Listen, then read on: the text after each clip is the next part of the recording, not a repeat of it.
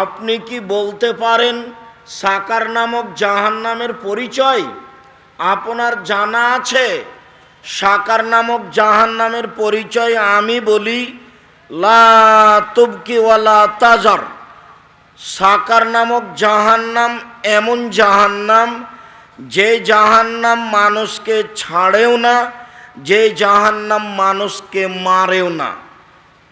মানুষ জাহান্নামে মরবেও না, মানুষ জাহান্নামে বাঁচবেও না।